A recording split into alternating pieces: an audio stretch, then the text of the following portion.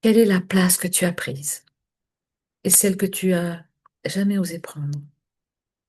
Parce que très souvent, le transgénérationnel, il va être très souvent bloqué là, dans la tête ou dans le savoir.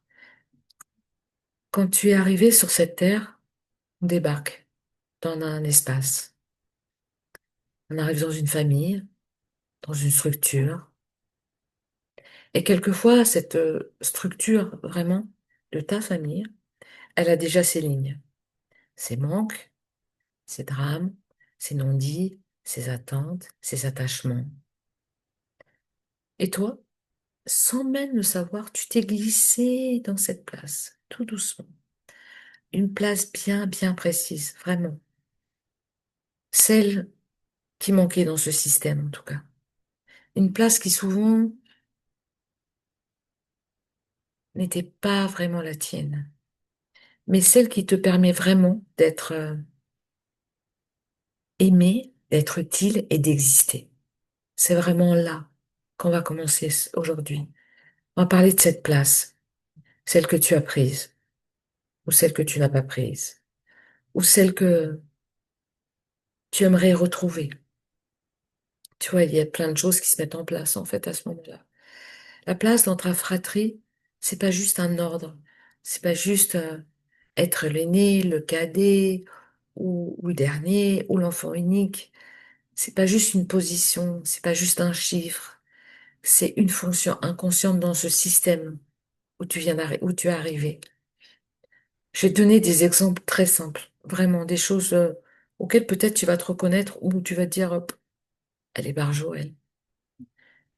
Une fille est née, on va prendre une fille, l'aînée de trois enfants,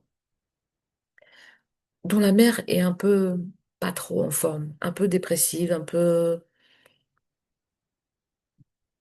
En tout cas, ça va pas terrible, toi, et ça peut arriver, hein, sans juger ta maman ou la maman de l'autre. Et du coup, cet enfant, l'aînée, elle devient la maman, la deuxième maman. Elle s'occupe des petits, elle gère la maison, elle fait le lien entre le père et la mère, elle devient le parent de ses propres parents. C'est pas volontaire. Et c'est la place que cette personne prend, en fait, à ce moment-là. Due à la vie, due à le système, due à la structure familiale, due aux éléments euh, émotionnels et tous les systèmes qui sont là en place. Alors, adulte, qu'est-ce qu'elle va devenir? Souvent, cette personne-là, ça va être celle qui porte tout. Elle veut tout porter et qui demande jamais d'aide et qui s'épuise tout doucement dans le silence, tranquille, sans faire de bruit. Le cadet dans une famille, ou la cadette, hein, peu importe, est souvent l'aîné ou l'aîné idolâtré, tu vois. Il y a des fois, il se sent invisible et souvent il devient le rebelle. Parce que l'aîné est tellement idolâtré que le cadet, c'est celui qui prend l'espace autrement, en tout cas. Mais au fond, il cherche juste à être vu. C'est juste ça ce qu'il veut. Il veut rien de plus. Parce que le Benjamin, celui qui va naître tardivement, devient l'enfant un peu lumière. Celui qu'on se dit, waouh, quel cadeau. Celui souvent qu'on surexpose. Et quelquefois, il va grandir avec une pression un peu silencieuse de ne jamais décevoir et toujours réussir. Comme une espèce de petite pression qui arrive. Et puis souvent, et il y a aussi les places qui sont un peu invisibles, auxquelles on parle peu. L'enfant de remplacement, né après un deuil, ou après une fausse couche qu'on n'a pas parlé parce qu'on n'a pas osé, ou alors on l'a effacé. L'enfant projeté, celui qu'on a attendu, vraiment, celui on a mis tout en place, mais tout, tout, tout, tout, tout, tout, vraiment tout, pour sauver le couple, ou porter les rêves des générations précédentes, de donner un petit enfant à maman pour qu'elle devienne mamie, ou à papa pour qu'il devienne grand-père, ou peu importe, ça c'est ton histoire, je peux pas savoir mieux que toi.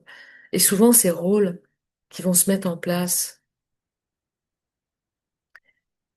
c'est pas des identités en fait, ce sont vraiment des rôles. Tant qu'on les voit pas, eh ben en fait ils continuent à nous diriger. Mais tranquille, hein, sans vraiment nous le faire voir, parce que c'est tellement une habitude. Et le but là, c'est pas de te dire de changer des habitudes ou de balayer d'un revers de main tout ce que tu es, dans quelle famille tu es arrivé. C'est pas la démarche. Et c'est pour ça que je remets une petite bille, enfin une petite louche sur le triangle de Cartman. Ce triangle, c'est simple et c'est complexe à la fois. C'est la victime, le sauveur et celui qui va venir un peu persécuter les autres et se persécuter soi. On parle souvent de ce triangle dans une dynamique un peu relationnelle. Mais en transgénérationnel, ce triangle, c'est un vrai héritage. Un vrai héritage. C'est vraiment comme une base, tu vois. Et si tu es né dans une famille où il y avait un silence, où ça venait d'un exil ou d'une injustice, tu peux très bien tout doucement te glisser inconsciemment, mais vraiment inconsciemment, dans le rôle de sauveur. Je vais réparer, je vais faire autrement. Moi, je pense que je peux faire comme ça. Moi, je sais qu'il faut faire comme ça. Et puis les autres, ils sont pas fait comme ça. Du coup, moi, je vais faire encore mieux qu'eux. Tu vois? Et si tu as grandi avec l'impression qu'on t'a jamais vu, qu'on t'a jamais entendu, compris, que tu peux basculer rapidement dans une espèce de victime sans que tu le vois et sans que tu le veuilles aussi, parce que personne ne me comprend, je dois me battre toute seule, je peux compter sur personne. Tu vois, toutes ces phrases qui peuvent être répétitives quelquefois, ça nourrit ça en fait. Ça ne veut pas dire que une fois que tu le vois, tu seras complètement quelqu'un d'incroyablement parfait parce que ça n'existe pas. Et si tu t'imposer pour exister, ça c'est une autre phase encore. Tu peux porter un masque de persécuteur, parce que tu as toujours besoin d'être là, de faire voir que tu existes, ou alors te cacher, et tu te persécutes que toi, par peur pour ne pas être vulnérable. Ça veut dire vulnérable, c'est d'être triste, d'avoir les larmes qui montent, de te sentir un peu en peine. Mais aucun de ces rôles, en fait, n'est toi. Aucun. Ils sont des stratégies d'un système qui est blessé. Tu vois? Je vais te donner d'autres exemples. Quand la place elle dicte ta vie, vraiment. Ta place où tu es, qui tu es, d'où tu viens, ça dicte toute ta vie. Une femme ou un homme, hein, parce qu'il n'y a pas de... Peu importe, en tout cas un humain, qui prend toujours soin des autres. Mais tout le temps, tout le temps, tout le temps, tout le temps. Il s'arrête jamais. Ça veut venir ça peut créer en tout cas une fatigue chronique, des angoisses qui sont constantes, qui sont bien cachées pour pas les faire voir, parce que sinon... Et l'aîné d'une fratrie, le premier a beaucoup de pression inconsciemment, euh, qui devient une mère pour ses frères, pour ses sœurs, qui devient un pilier pour ses parents en disant, regarde, moi je le fais bien comme il faut. Une mère pour ses parents, elle ne sait vraiment pas comment exister en dehors de ce je prends soin de toi, vraiment. Je suis là, je fais attention à toi, je suis comme ça. Et un homme euh, qui n'arrive pas à garder un emploi stable ou des projets stables, qui est toujours entre deux projets un peu, c'est quelquefois un enfant qui est né après un deuil auquel on n'a jamais parlé. Et il vit dans une espèce de place fantôme à côté de lui. Il est là, mais sans être là. Il n'arrive pas à s'ancrer, car inconsciemment, ben, il remplace. Il remplace celui qui n'a pas pu faire. Du coup, lui, il sait plus quoi faire, il sait plus où se mettre.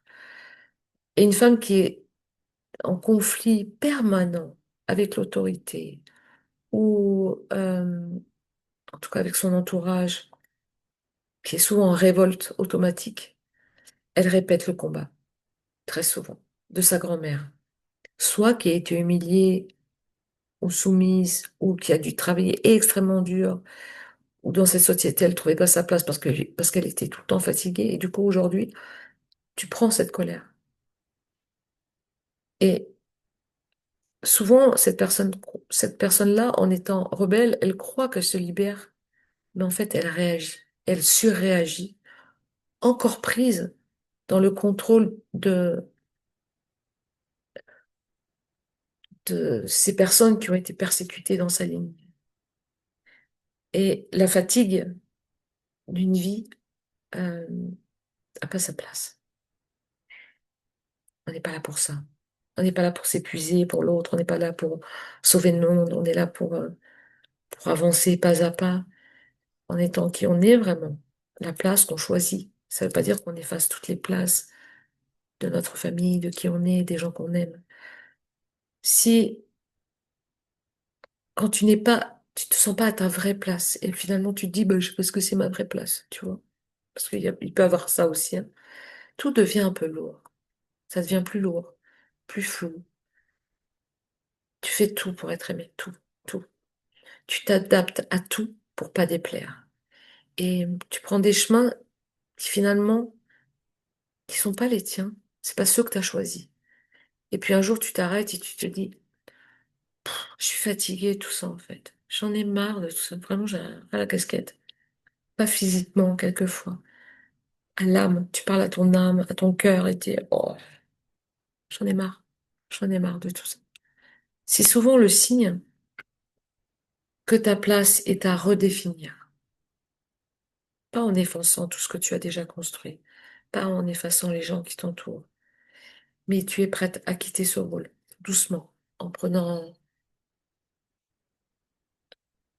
enlevant quelques voiles, tu vois, de ta tête qui te dit, ouais, mais si je fais ça, il va se passer ça, et du coup, tu vas projeter qu'il va se passer ça, et tu vas te dire, oh oui, mais que va dire l'autre, en fait?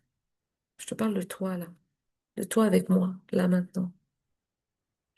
Parce que reprendre ta vraie place, même si tu sais pas laquelle c'est aujourd'hui, ça, c'est pas grave, elle vient pas par la tête, elle vient par le corps. Vraiment, ton corps qui entraîne. C'est pas un concept, c'est pas une reconnexion ou un truc.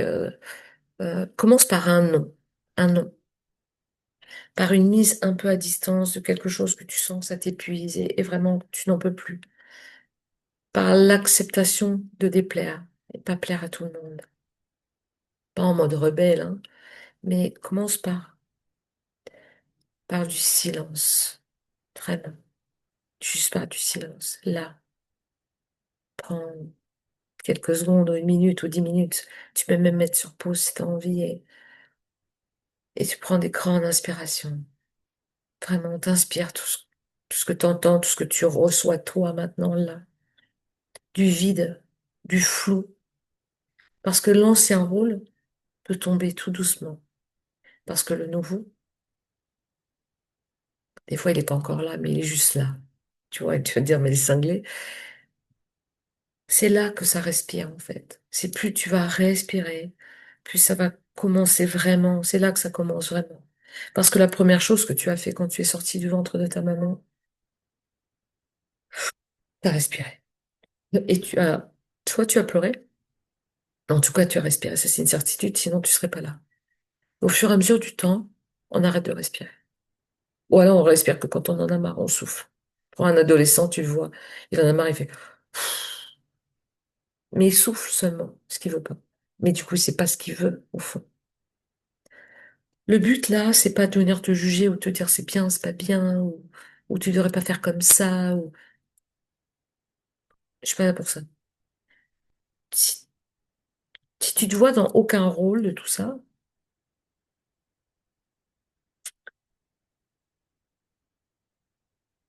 si t'es pas dans le soin aujourd'hui, parce que je n'accompagne pas les thérapeutes et les coachs et tout ça, si tu sens une révolte en toi, ou un ras-le-bol, ou tu vois que tu es le pilier, ou celui qui dit rien, c'est juste de te dire que tu as une conscience, toi, et que tu peux choisir, vraiment, pour toi, et tout ce que tu vas libérer pour toi, va libérer ceux qui sont partis, même s'ils sont plus là aujourd'hui, et ça va libérer ceux qui arrivent après. Euh, reprendre sa vraie place, vraiment sa vraie place, c'est pas, c'est pas de te trahir ou trahir les autres, c'est t'honorer autrement et d'honorer les autres autrement. Euh, Si ça te parle, dis-moi vraiment. Si tu as des questions où tu te dis, mais je comprends rien à ce qu'elle me raconte, ou si tu te dis, ouais, je me suis déjà posé ces questions-là, mais je vis déjà comme ça. Je te le dis parce que il y a une quinzaine d'années, mais une vingtaine d'années même maintenant, euh, quand je regardais des choses, je lisais des livres, je me disais, pff, en même temps, qu'est-ce que je vais changer? Moi, je suis qui pour pouvoir changer quelque chose? Le but, c'est pas de changer, c'est pas de devenir quelqu'un d'autre. C'est pas ça la démarche, en tout cas. En tout cas, c'est pas comme ça que moi je veux que tu reçoives ce message. Après, tu le reçois comme tu veux, tu es complètement libre, mais je te parle pas de d'arbre généalogique, je te parle pas de tout ça. Je te parle de, tiens, je vais te parler de TVI, sans faire de propagande, hein, j'ai pas du tout envie de ça, mais euh, ou la commerciale à 2 balles. Je suis pas là pour ça non plus. TVI, cette chaîne, je l'ai vraiment, je l'ai créée sur 25 ans. 25 ans de voyages, de blessures, de, d'ouverture, de portes, de clés, de tout ça là, peu importe. Je te parle de racines vivantes. Toi, là, maintenant. Je te parle de toi. Je te parle de qu'est-ce que tu veux maintenant. Vraiment maintenant. Vraiment maintenant. Parce qu'on te parle aujourd'hui beaucoup dans le développement personnel de psychogénéalogie, de constellation familiale, de séries là-dessus. Et c'est génial, je suis très contente de ça. Mais très souvent, ça nourrit un voile illusoire que, ça y est, je sais, je sais. Je te parle pas de savoir. Je te parle de si tu as perdu quelqu'un très tôt, par exemple, ou même pas très tôt, en tout cas, tu as perdu quelqu'un et que tu es quelqu'un de très scientifique et quelqu'un de très pragmatique. En tout cas, ces personnes-là, elles ont laissé des traces en passant. Et de les cacher, de les nourrir dans de la souffrance ou dans des non-dits, ça fait grandir ni toi, ni l'autre personne. Parce que très souvent, on te parle du monde des défunts en nourrissant un espèce de pouvoir euh, un peu à la con, pardon, mais je te parle pas de médiumnité, je te parle pas de tout ça. Je te parle de ce monde invisible, je te parle de ce monde des défunts qui quelquefois est plus vivant que nous sur cette terre, où on est plus en survie qu'eux. Et tout ce que tu vas transformer, tout ce que tu vas ouvrir, tout ce que tu vas choisir, tout ce que tu vas libérer, tu vas te sentir tellement plus léger dans ton corps, tellement plus. Voilà. Si ça résonne en toi, abonne-toi. Si ça résonne pas, ne t'abonne pas. Si tu as envie de venir tester un mois dans TVI, cette école qui s'appelle Transmission du visible à l'invisible, viens. Si tu as envie de venir en gratuit, ce que je ne fais plus normalement, euh, au moins participer, tu sais, à voir des choses que je peux mettre en pause ou tous ces clients et clientes qui partagent des vrais sentiments, des vraies choses d'elles et d'eux-mêmes en tout cas, de leur histoire. Viens, tu mets juste ton mail et moi je t'invite et roule, tu rentres dans tes vies gratuitement. Le but, c'est pas que tu viennes pour venir, parce que ça va rien t'apporter, ni à toi, ni à moi, ni aux gens qui sont là. Le but, c'est que tu viennes pour toi, vraiment. Et si tu veux venir un mois, en payant, tu me dis, ouais, j'ai envie. Le lien, il est partout, dans YouTube, dans Insta. Je vais pas venir te dire, appuie là, puis tu feras ça, puis tu feras ça. Non. Tu télécharges School, c'est une école, tu cliques sur le lien, tu payes, tu rentres. Moi, je regarde d'abord qui tu es, parce que tout le monde ne rentre pas non plus. Euh, Parce que se choisir, c'est choisir avec qui on est aussi, avec qui on transmet, avec qui... Voilà, bon, bref, on va pas faire une thèse là-dessus. Je te remercie en tout cas, toutes les personnes qui viennent jeter un œil, toutes les personnes qui mettent des j'aime. J'aimerais vraiment vous engager pour vous. Venez poser des questions. Il n'y a pas de jugement. Et si quelqu'un s'amuse à faire du jugement, que ce soit sur YouTube, TVI ou Insta ou Facebook, euh, mon côté peut-être un peu rebelle viendra juste remettre de la douceur. Voilà. Je t'embrasse. Je te dis peut-être à bientôt. Un amour à toi et belle journée, belle soirée à toi. Ciao.